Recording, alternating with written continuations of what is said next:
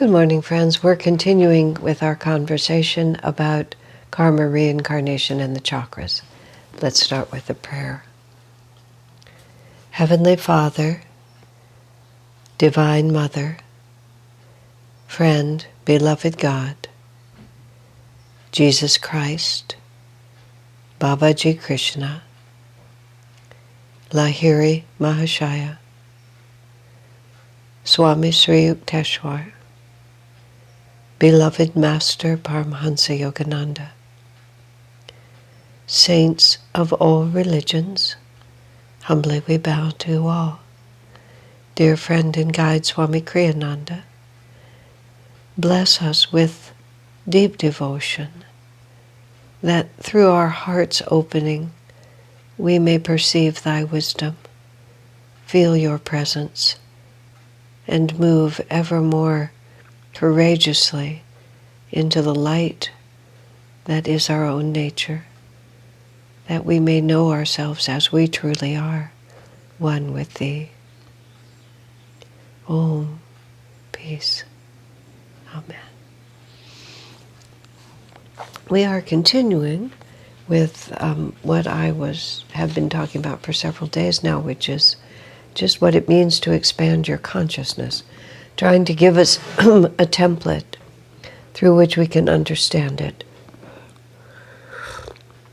Because the spiritual path and the project of dealing with our karma and facing into these big esoteric issues actually happens on a very everyday basis. And the more we can sort of get a feeling for this flow of energy, the more effective we can be in our efforts.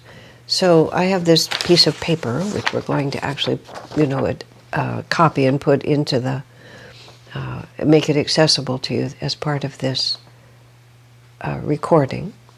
And this is a throwback from when we used to meet only in person, and we only did things on pieces of paper. I've had this for decades. As I was reading yesterday, it was my way of translating the idea of the caste system into English words that were more easily accessible to everyone, and that in and of themselves had actual meaning.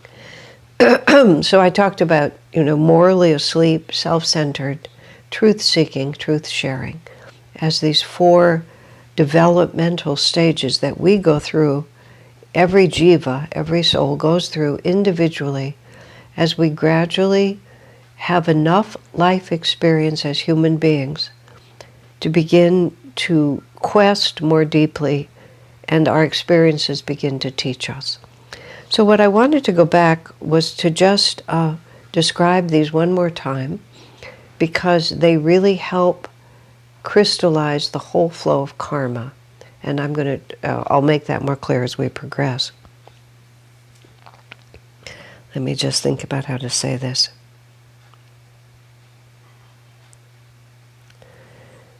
Okay.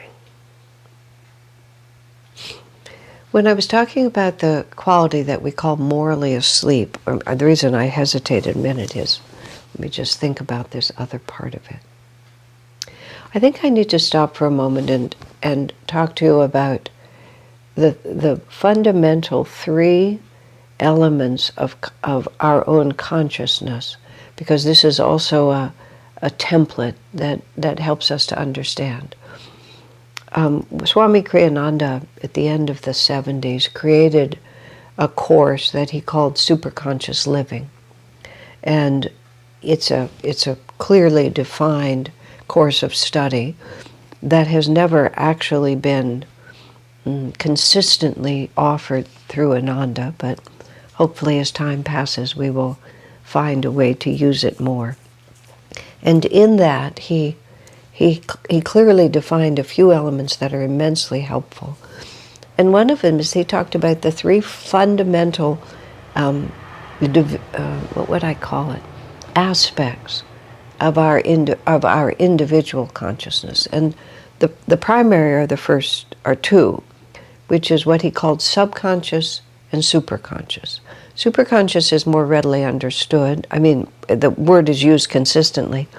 Subconscious also has a meaning that is associated more with psychology. So we have to sort of stop for a minute and take that away. It's partially the same way it's used in psychology, but not entirely. So what we're working with is, as we move through our life experiences, and this, when I get into the chakras, I'll be a little more specific about this. As we move through our life experiences, because we identify with the experiences that we have, they cling to us. And this is the chakras, the astral body, the energy, the blueprint, all the words that I've been using and will gradually fill out as we go through this course. But we're incapable of holding in our minds, at the same time, and even in our memory bank, all the experiences that we have. So a great deal of our life in this incarnation, and especially our past lives, it just gets stored up below the conscious level, which is subconscious. And it actually is recorded in the chakras as vrittis of energy, as I've been talking about. But it's not available to us on the conscious level, but it completely defines how we relate to the world, because all those experiences create magnetism, create an energy field, and this is what we really are. So what the subconscious represents is everything that we've already done. It's everything that we already are, that's already behind us, that we're already familiar with. What the superconscious represents is where we're going. It is our potential for expanding our consciousness, and it's the link between the greater reality of the divine and our present awareness. And when our present awareness touches into the edge of superconsciousness, then all of our ultimate potential begins to be revealed to us.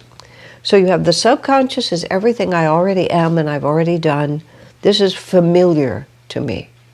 And so it doesn't take any particular effort to live from the subconscious level, because it's the pattern that we know. It'll just keep repeating itself. And a lot of times in people's lives, we observe repeating patterns, not always healthy. It comes up a lot when people talk about if they consistently choose bad partners, and they'll often choose the same person over and over again. Or you'll choose someone who resembles the family of origin that you came from, not perhaps healthy, perhaps not, but it's what is already familiar to me. If I don't put out energy, my subconscious habits will just move me forward anyway, but there won't be anything creative about it. There won't be anything new, there won't be anything expansive, but it'll just keep moving. I just go into my parents' business, I live in the house that I was born in, I marry the girl next door, and this is who I am. And I have the same political views that I had when I was born. Just everything is just what it already was.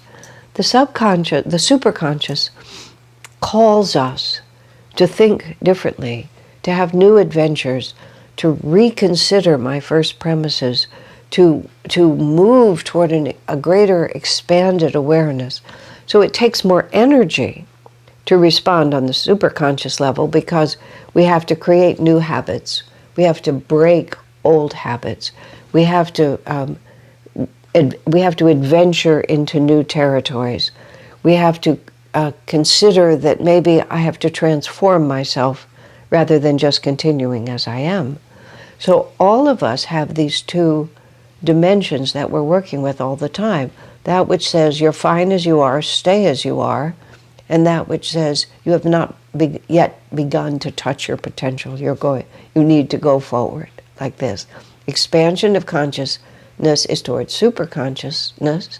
Contraction of consciousness is towards subconsciousness. So when I've talked repeatedly about expansion and contraction, that's what I'm talking about.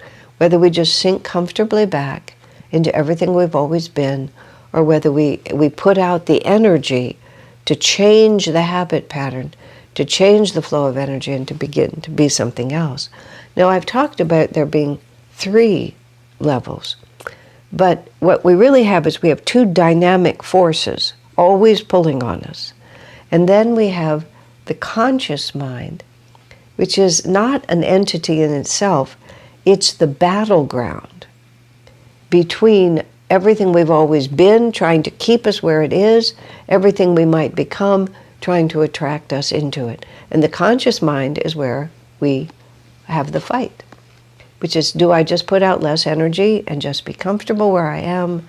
Do I put out more energy? And the other key in all of this, keys are creativity and energy. And also just the familiar, the comfort of the familiar, or the potential of the unknown. So when we're also progressing through these different stages of development, which is our karma, because our karma is the battleground. Our karma is all the energy we've put into motion. All the karma is cause and effect in the human sphere. And so if we have done the same habitual thing over and over again and cling to it and like it, there's this strong magnetic force that wants us to just stay in there. But the superconscious is our destiny. And our karma is the process of our accepting that superconscious destiny. I've called it unlearned lessons. It's what we don't yet understand about how we're really going to find happiness, because our happiness, our ultimate eternal happiness, not, well, yes, also our day-to-day happiness, but our destiny is with the superconsciousness. But it requires creativity and energy and courage and a whole lot of other things to go there. So I'm putting all this out so that when people sort of say, I'm facing a karmic situation, of course you are. And if you really look at it, I've said it's between contraction and expansion, between low energy and higher energy, between just going along with what's always been there and having the creative imagination to move into a future that you don't yet understand, subconscious, superconscious. There are all these different ways that you can say it. And now what I wanted to talk about, I'm going to go back through these 4 qualities and just describe them again with other words so that we can begin to understand I want to use the word enemy, what the contractive force looks like, what the superconscious force looks like. So when we're in this dimension of being morally asleep, these are the 3 primary characteristics of that. We are identified mostly with the material world. We don't even really know that there's a world beyond the material. And we live primarily in our subconscious mind, and that says we are reactive rather than creative or self-determined. We don't know how to put out the energy to define our own reality, so we just react to what happens around us. We don't, and this again is what I was trying to say yesterday also, was no one is a clean, clear example of just one of these qualities. And so even though the majority of our temperament might be self-centered or truth-seeking, let's try to say truth-seeking, parts of our life will always fall back into the lower dimensions, as I was talking yesterday, because we're a whole team of qualities. We're not just one single integrated entity here. So sometimes we identify primarily with the material world and we just are subconscious and we're just reactive to circumstances. We don't have the energy or we don't have the understanding or the willingness to try to be creative in response to it. Something happens, I like this, I don't like that. This is how I always feel when this happens. And we just think that's how we have to be. It doesn't cross our mind that this is an arbitrary understanding that the only reason we call it ourselves is because we've been doing it a long time. And so we just continue to react when the same things happen. I remember watching this little girl be programmed by her mother. I was actually at a health club, and the health club had a jacuzzi, a hot tub, that everybody who wanted to came into. It wasn't segregated men and women, and it wasn't private in any way. So you ended up sharing this hot tub with people you didn't know. So after something I was doing, I went and sat in this hot tub, and there was a woman and her daughter was 10 or 11, and the mother was a very, I mean, without judgment, I just have to say, I think she was morally asleep. She did not seem to be creative. She did not seem to have any capacity to really direct her life. She was reactive. She was everything that I'm describing here. And with the perfect tone of voice, she says, jacuzzis are fine, but I prefer the dry heat of a sauna. She said it like that. And her little girl just sort of looked at her mother and then looked at us and said, I prefer the dry heat of a sauna, like that. There was no awareness in her mind that she could actually think through that question and make a decision. She was going to be the child of her mother. Her mother just had made up her mind about jacuzzis and saunas, and this little girl was making up exactly the same position. And I saw it somehow just sitting there. I saw her being a teenager, 4 or 5 years later. Her friends want to go sit in the jacuzzi. I don't like to sit in the jacuzzi. I prefer the dry heat of a sauna. I see her having a boyfriend, maybe a husband, who wants to put a hot tub in the house. You always do what you want. I prefer the dry heat of a sauna. And it was just like, at no point would there be an actual conscious decision. It would just be subconsciously programmed into her, and that would be the way her whole life would go. Maybe I was wrong. Doesn't really matter. But I see myself in that, just reacting to this, reacting to that, and not really stopping to think, why do I feel this way? And then we can examine it creatively and choose it because it may in fact be correct, maybe habitual because it's accurate. But we always want to be applying creative, self-aware energy in the moment, rather than just letting the tape run. So when we're morally asleep, we're not applying creative energy. We're not looking at things with new awareness. We're just running the tape. That's why it takes so many incarnations. And then perhaps, because of that attitude, something happens that we really don't like.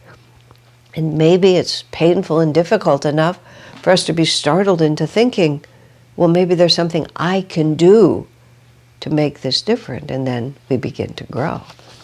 So the third quality is that a person who is morally asleep is interested almost entirely in sense experiences.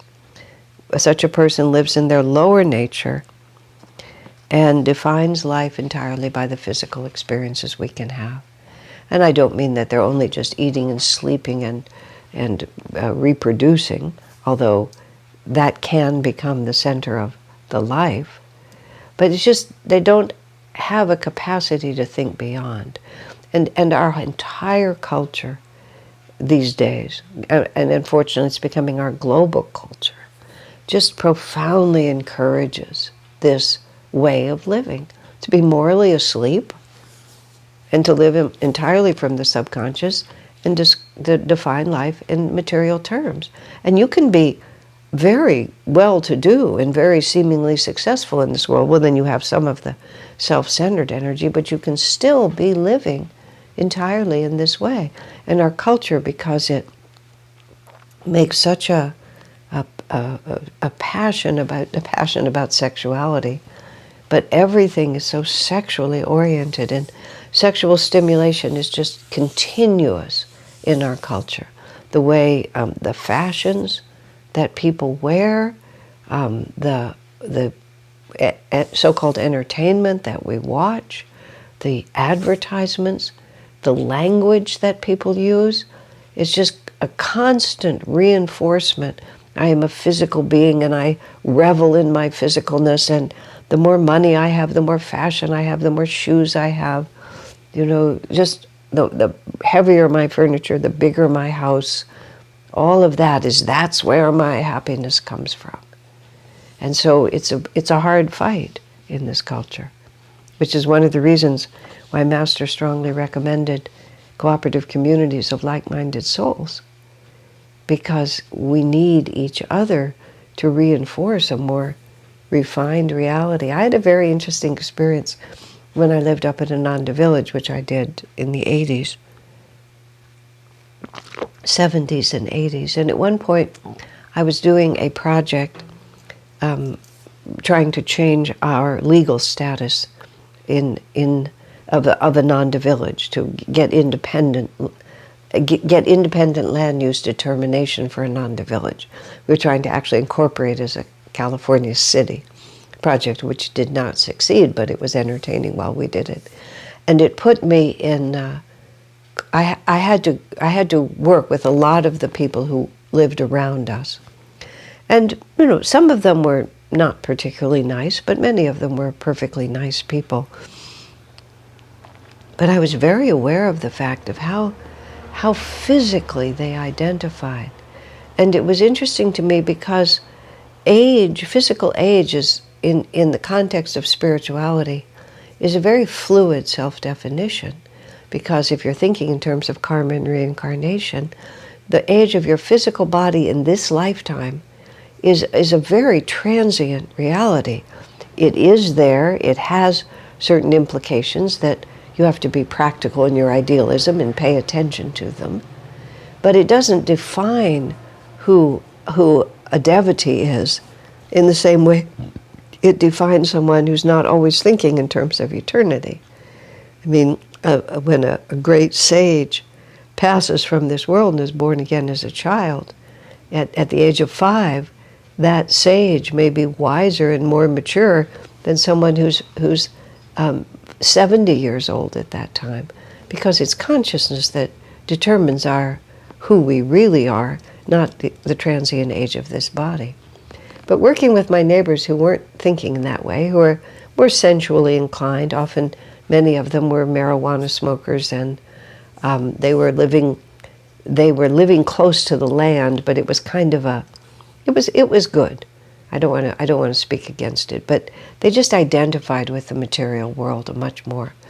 And I realized that even though I was the same age as many of the people I was dealing with, we were not the same age, because their material condition defined them in a way that I had been learning for it not to define me.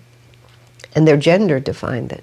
And I'm not talking about the gender fluidity that has come in now, but you know, I'm a man, I'm a woman, and I have this body, I have these feelings because I'm a man or I'm a woman. And it just was very, very different. That's why Swamiji, that's why Master wants us to live in communities with kindred spirits, so that we can create a whole society in which your very self-definition is somewhere else. So the characteristics of morally asleep: identified with matter, lives in the subconscious, is reactive rather than creative in their response to life, and they're very interested in the experiences that come through the senses, and they tend to live more in the sensory world than in the more subtle world.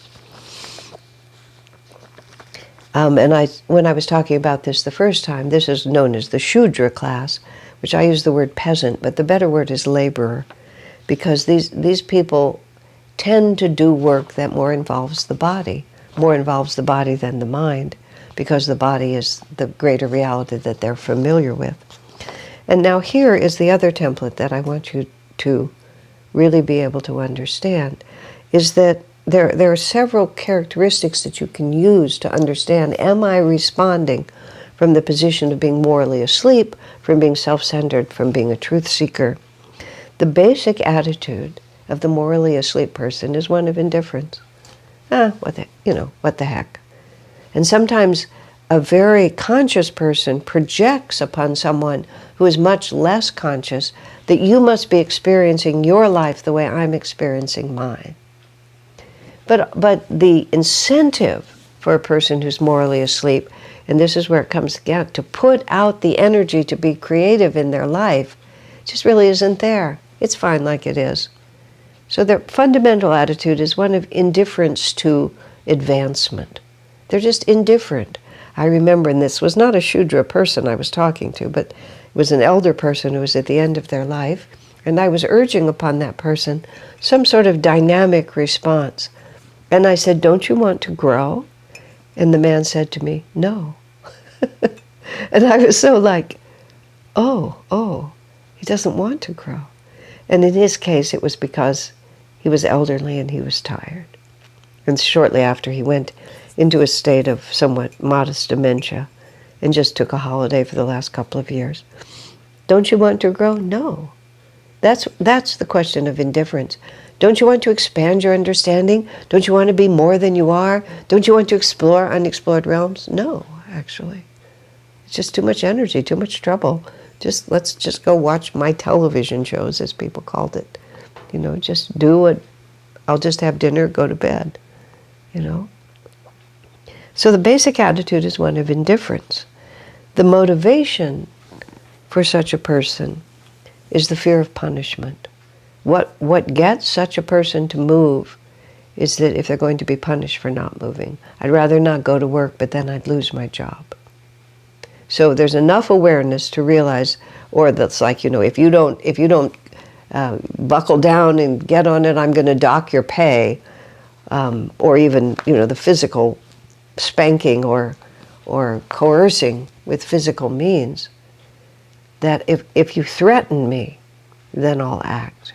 And this is a very interesting one, you see, because lots of times people who are fundamentally beyond this stage, still there are parts of our lives where we don't eagerly run forward to be creative and do new things, but with the fear of punishment will get us to move.